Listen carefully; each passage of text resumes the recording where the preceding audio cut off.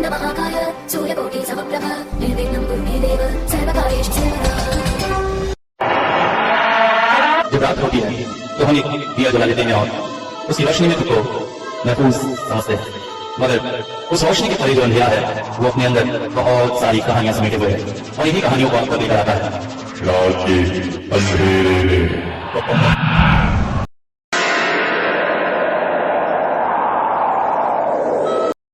Hello, नमस्कार, आदाब, सत श्री अकाल दोस्तों। स्वागत सभी का इस नए चैनल पर और आशा करता हूं आप लोग सभी समझ गए होंगे कि 8 मार्च तक अब स्टोरीज जो है इसी चैनल पे आएंगी। अगर वापस वो चैनल मिल जाता है तो अच्छी बात है, अदरवाइज यही मिलेंगे तो जल्दी से जल्दी सब्सक्राइब कर लो यार। अभी तक सब्सक्राइबर नहीं बढ़े हैं, मैं इंतज़ार कर रहा हूँ।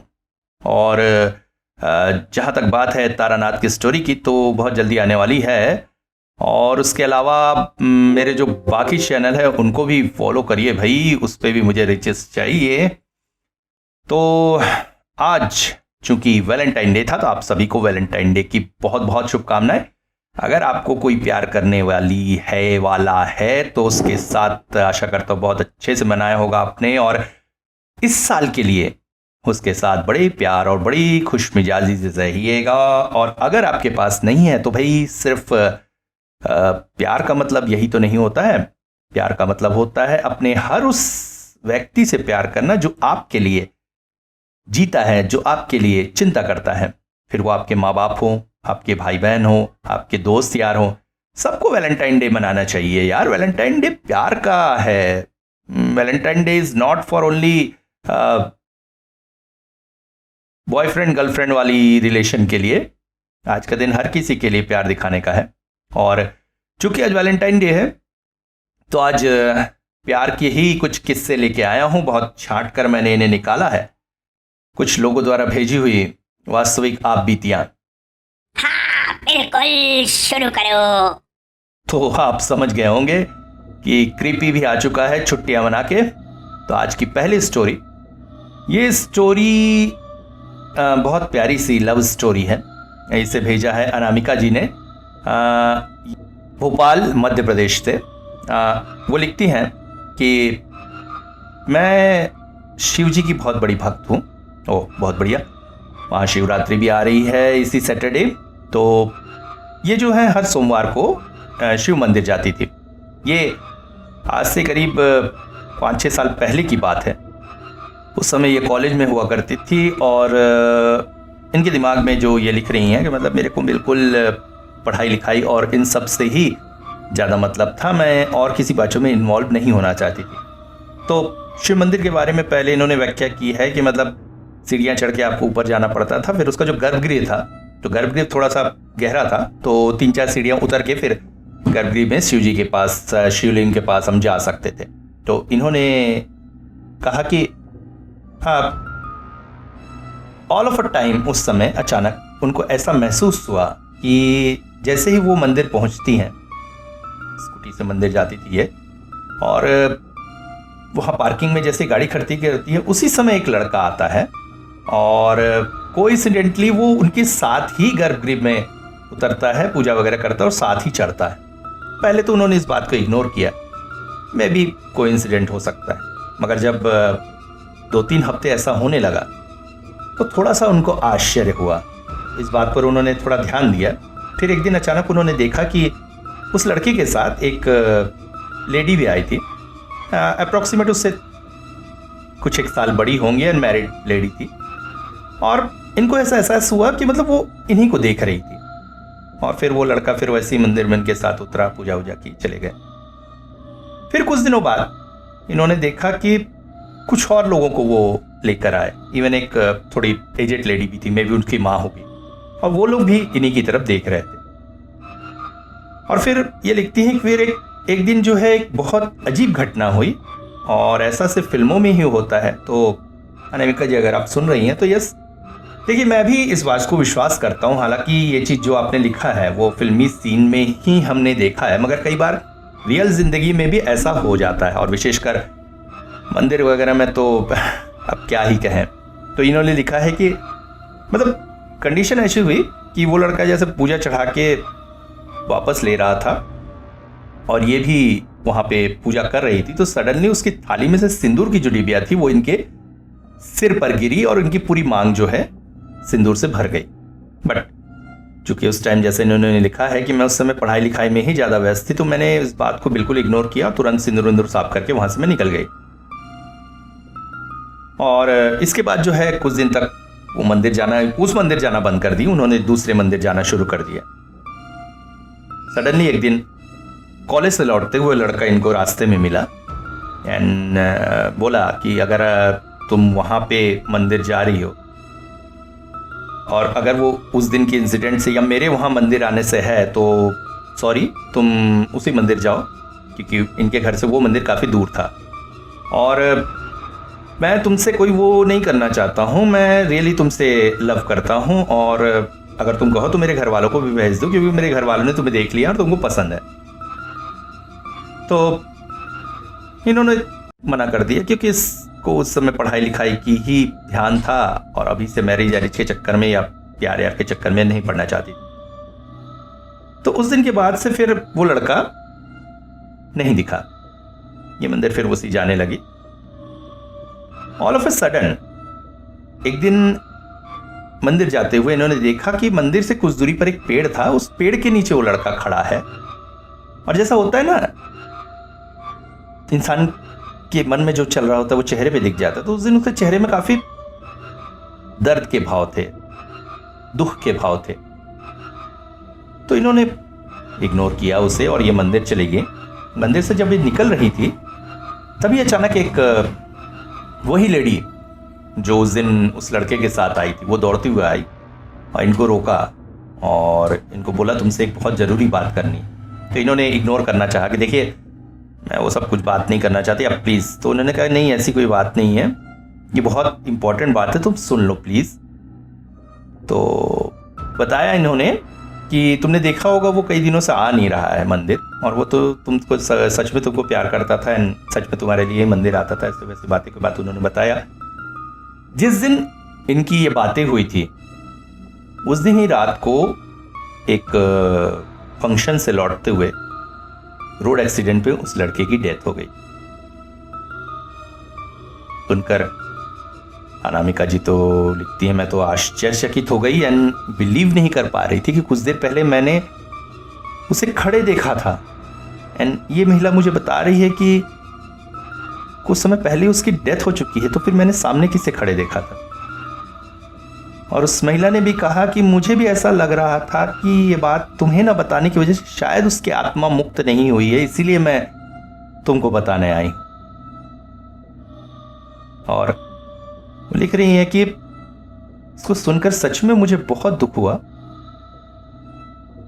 देखिए अनामिका जी ये बात तो सही है कि कोई भी अगर ऐसा सुनता है कि कोई आपको चाहता है, भले ही आप उससे मतलब रिलेशन में ना हो, आप कोई फीलिंग उसके लिए नहीं रखते, मगर जब कोई सुनता है कि कोई आपको चाहता है तो सच में एक सॉफ्ट कॉर्नर तो बन ही जाता है। बट जो घटना हुई बहुत बुरी हुई, पर वो कहते हैं ना यूनिवर्स जो करता है अच्छे के लिए करता है। अब देखिए अगर उस समय आपने उसकी बात मान ली होती, यस कह दिया होता और जो उस रात हुआ वही होता, तो आपकी परिस्थिति क्या होती आप खुद सोच सकती हैं। बट मैं चाहूंगा हमारे सारे लिसनर्स उस सोल के लिए, उस आत्मा के लिए शांति के लिए प्रार्थना करें। आज की दूसरी घटना जो है ये भी एक लव बेस है, प्यार की ही कहानी है मगर बहुत दर्दनाक कहानी है। पता नहीं क्यों प्यार की एंडिंग दर्दनाक होती है। इसको लिख रही है संगीता जी, हावड़ा पश्चिम बंगाल से। ये लिख रही है इनके भाई के साथ हुई घटना है एंड रियल इंसिडेंट है और इसलिए वो चाहती है कि इनके भाई का नाम ना लिया जाए। घटना कुछ ऐसी है कि ये इनके भाई जिस समय कॉलेज में थे तब की है और ये लिखती हैं कि मेरा भाई कहें तो दिखने में किसी मॉडल से कम नहीं है, बहुत सुंदर है। वाह बड़ी अच्छी बात। तो जब ये कॉलेज में पढ़ते थे उसी समय इनका जो है एक लड़की के साथ अफेयर था। लड़की हालांकि दिखने में उतनी सुंदर नहीं थी जितने इनके भाई थे, मगर फिर भी दोनों के बीच एक रिलेशन था और दोनों कमिटेड थे। तो उस समय चूंकि इनके भाई ऐसा है, तो कॉलेज में रहते हुए इनके पास दूसरी लड़कियों के भी प्रपोजल आते थे, मगर उन्होंने स्पष्ट मना कर दिया था कि नहीं, मैं उसके साथ कमिटेड हूँ और उसी के साथ रहना चाहता हूँ। तो दोनों ही बहुत सीरियस थे और प्यार में एक दूसरे से कमिटेड थे। तो हुआ ये कि जब बीबीए की पढ़ाई ख़त्म हुई और ये एमबीए करने लगे, उस समय लड़की के घर वाले शादी के लिए प्रेशर देने लगे उस पर। तो इस पर लड़की ने स्पष्ट कहा कि मैं उससे प्यार करती हूँ, और ये भी अपने घर में फ्रैंक थे। दोनों के घर में पता चला तो इसके लड़के के घर वाले तो तैयार थे, मगर लड़की के घर वाले जो थे वो थोड़ी जल्दबाजी करने लगे शादी के लिए। मतलब लड़का कब अपने पैरों पर खड़ा होगा, कब कमाएगा, फिर लड़की शादी करेगा। उनकी 3 बहनें थी, तो कहा मेरी 2 बेटियां और है, उनकी भी शादी करनी है करके इसके पिता जो है ज़्यादा प्रेशर डालने लगे। एंड होते होते परिस्थितियाँ कुछ ऐसी हुई कि इनकी शादी नहीं हो सकती। तो बात ये हो गई कि अब इनकी मैरिज हो नहीं पाएगी। तब चूंकि दोनों कमिटेड थे, तो जो इनके भाई हैं उन्होंने ही लड़की से कहा कि देखो, फैमिली से अगेंस्ट जाके तो कुछ करना सही बात नहीं है, और हम फैमिली के साथ रह के तो ऐसा हो नहीं पाएगा। अगर तुम्हारे पिता कह रहे हैं तो तुम शादी कर लो। आज जो हम हैं लास्ट बार मिल रहे हैं, इसके बाद हम मिलेंगे नहीं, क्योंकि मैं नहीं चाहता कि शादी के बाद कोई तुम पर लांछन लगाए, कहे कि तुम्हारे साथ कुछ ऐसा बुरा है। इवन लड़कियों पर ज़्यादा ये होता है। खैर आजकल तो लड़कों के साथ भी ऐसा होता है सुनने में आए तो इस तरह से एक अच्छे भाव के साथ दोनों ने अपना जो रिश्ता है ख़त्म कर लिया। फिर लड़की की शादी हो गई। उसके बाद कुछ अपने फ्रेंड्स से ये उसके बारे में पूछते पाछते रहते थे कैसी क्या है, तो पता चला हाँ सेटल हो रही चल रही है। उसके बाद ये जो है ये अपने काम में, और by the grace of universe इनको कुछ ही समय में बहुत अच्छी नौकरी मिल गई। स्टार्टिंग सैलरी करीब 30-40 हज़ार की थी। तो ये अपने काम में डूब गए। उसके बाद जो है इनकी जो सिस्टर जिन्होंने लिखा है, उनकी जो है मैरिज हो गई। तो ब्रदर सिस्टर में इनके बहुत अच्छे रिलेशन है। मतलब कहते हैं ना, जैसे बहुत करीबी फ्रेंड होते उसी तरह से ये लिख रही हैं हम लोग। मतलब जब शादी से पहले थे तो बहुत लड़ते झगड़ते थे, और देर देर रात तक हम लोग मतलब बातें करते बतियाते थे। माँ पापा सो जाते थे, हम दोनों की बातचीत ख़त्म नहीं होती थी।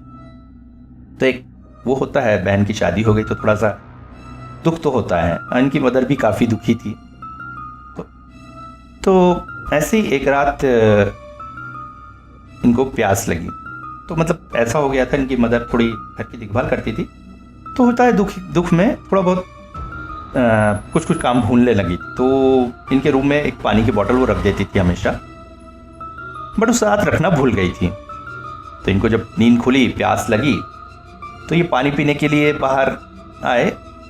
तो इनके कमरे से बाहर ड्राइंग रूम था, उसके बाद किचन था। तो ये किचन की तरफ जा रहे थे। कमरे में अंधेरा ही था, लाइट इन्होंने जलाई नहीं थी। नॉर्मली आदत होती है इसलिए आदमी जलाता नहीं, फिर लाइट जला देखेंगे मम्मी पापा, सोचे क्या हुआ ऐसा वैसा करके अंधेरे में जाके पी लेते हैं। वैसे भी स्ट्रीट लाइट वगैरह तो आते ही रहती है।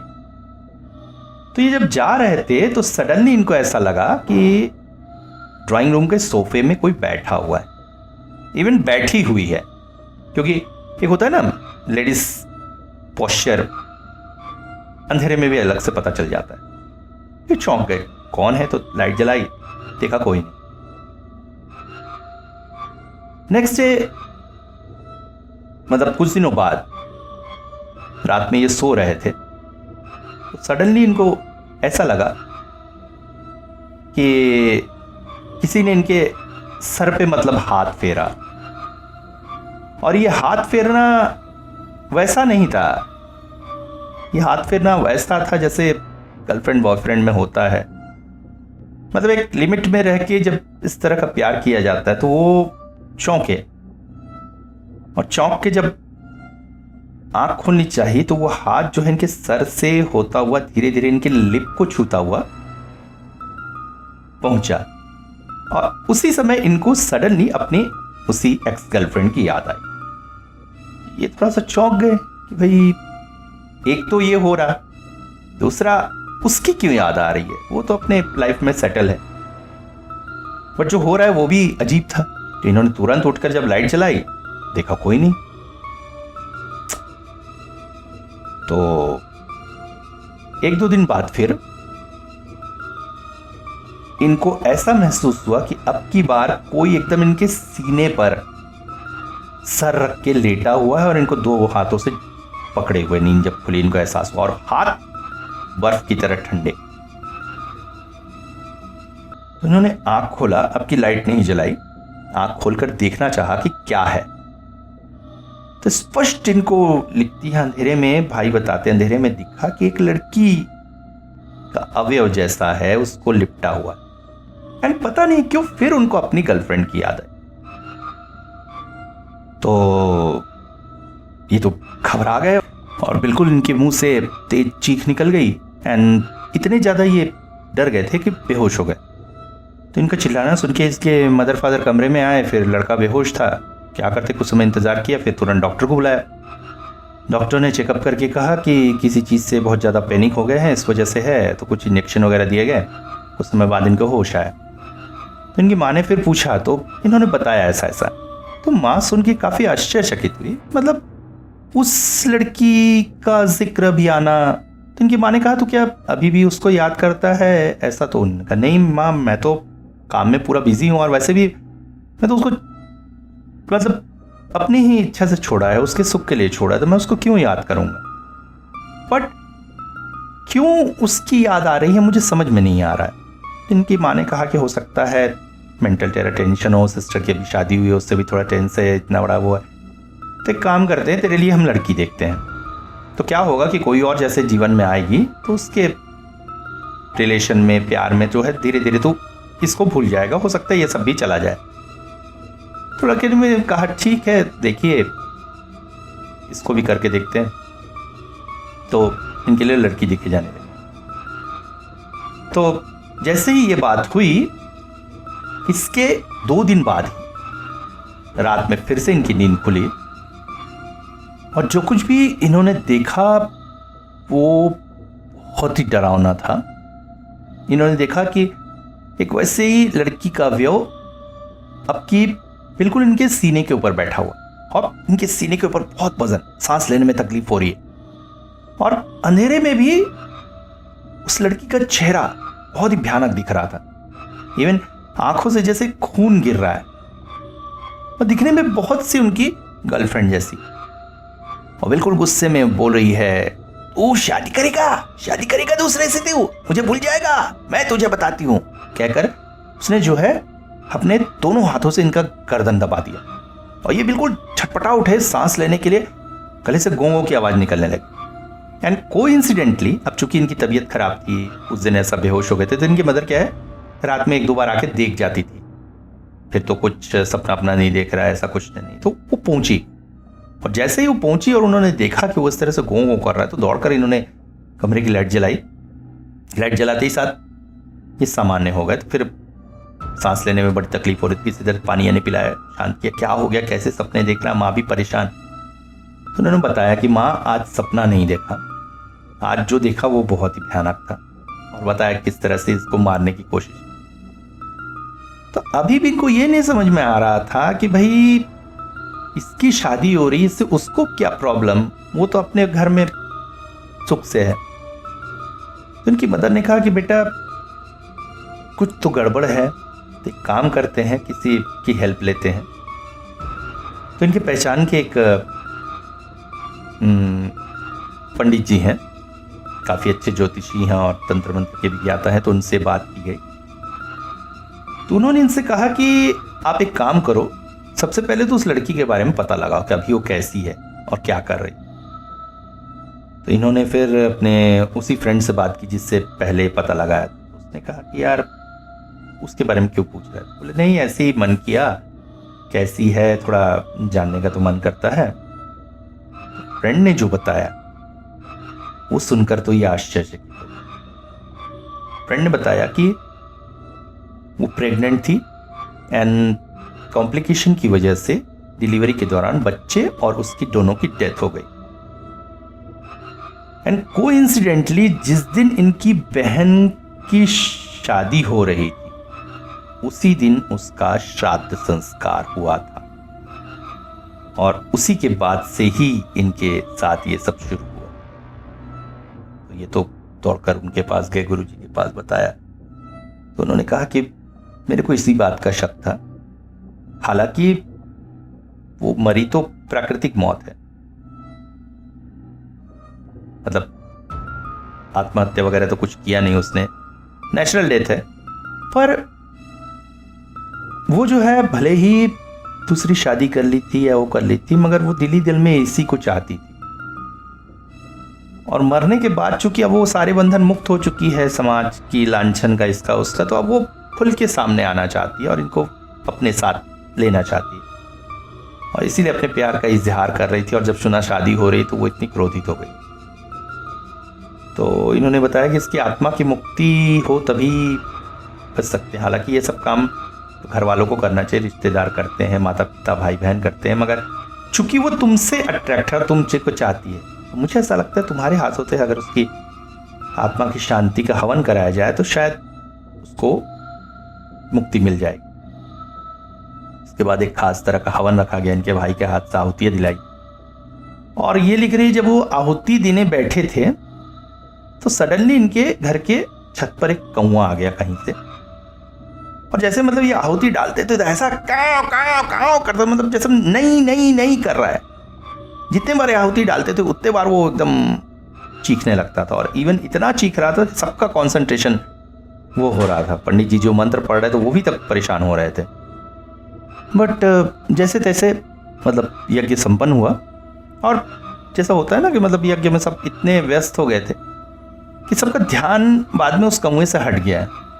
एंड वो यज्ञ खत्म होने के बाद नहीं था, कहां से आया था कहां गया था पता नहीं। बट हाँ, उसके बाद से इनके भाई को फिर कोई तकलीफ नहीं हुई। तो सच में प्यार ऐसा ही होता है। हाँ बिल्कुल, प्यार दीवाना होता है, मगर तुम दीवाने मत बनो। अगली स्टोरी। ठीक है कृपी, सुना रहा हूं। और आज की लास्ट स्टोरी जो भेजी है, हाँ, अमरेंद्र जी ने पंजाब से। वाह, पंजाब से भी स्टोरी आ गई। ये लिखते हैं, ये इनके फ्रेंड की साथ घटी सच घटना जिसमें ये भी इन्वॉल्व थे। और इनके फ्रेंड की जो है अरेंज मैरिज हुई। एंड जो इनके फ्रेंड का सुहागरात था, तो ये लिख रहे हैं बेचारे की सुहागरात इतनी ही भयंकर थी कि ऐसी सुहागरात किसी के साथ ना हो। तो जब ये अपने रूम पर गए, एंड चूंकि अरेंज मैरिज थी, पत्नी के साथ पहले थोड़ा इंटरेक्ट होगा, जान पहचान होगी, उसके बाद तो हस्बैंड वाइफ का रिलेशन। तो धीरे से उनसे बात कर रहे थे और इनके हर मतलब बात पे या जवाब पे पत्नी जो है घूंघट में थी, वो एकदम और एक मतलब फीमेल टच नहीं, एक अजीब सा मेल टच। तो थोड़े से परेशान हुए, फिर सोचा हो सकता है कुछ तबीयत खराब होगा, अनकंफर्टेबल है, अरेंज मैरिज में तो ऐसा होता ही है। तो ये उनके पास जाकर बैठे और उनको छूने की कोशिश की। और जैसे ही छूने की कोशिश की, इनकी पत्नी ने इनको एक जोर की लात मारी।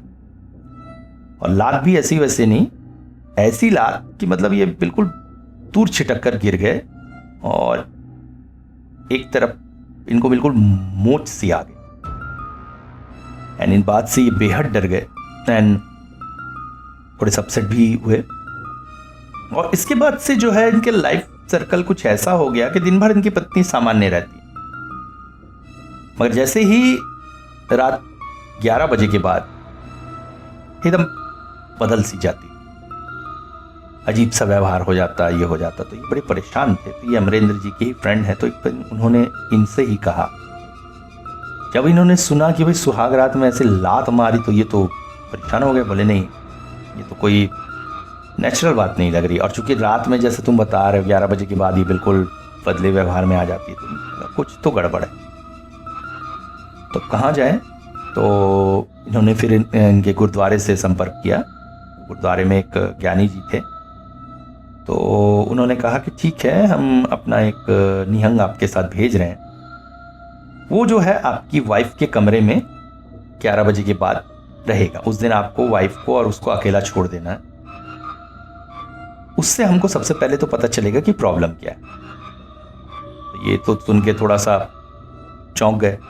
भैया नई नई शादी हुई है, रात 11 बजे के बाद एक गैर मर्द उनकी वाइफ के साथ कमरे में रहेगा, तो इनकार करने लगे। तो फिर अमरेंद्र जी ने समझाया कि नहीं भाई देख, ऐसा कुछ नहीं है, वो निहंग साधु है, बाल ब्रह्मचारी आदमी है, ऐसा कुछ गलत नहीं होगा और ये तो करना ही पड़ेगा, नहीं तो कैसे होगा तुम्हारे साथ। तो कैसे भी करके वाइफ को समझाया बुझाया कि भाई प्रॉब्लम दोनों को ही हो रही है।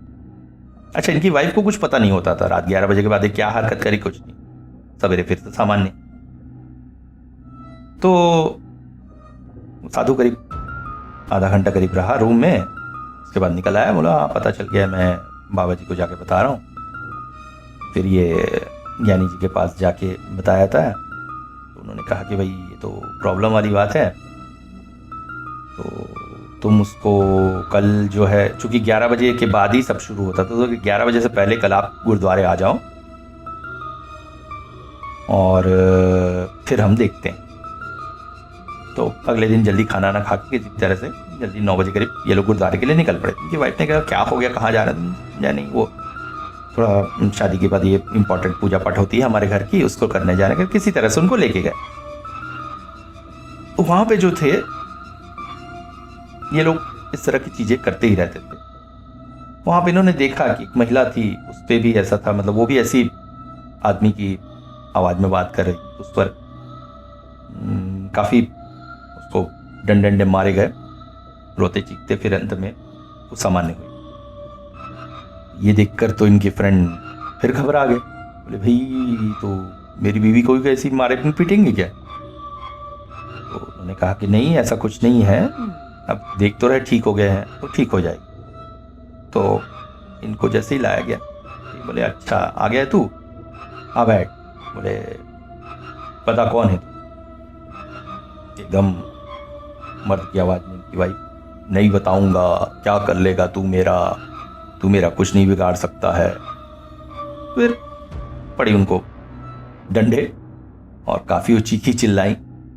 फिर असली बात सामने आई कि ये लोग जब शादी करके आ रहे थे तो इनके रोड में एक रेलवे क्रॉसिंग पड़ती थी।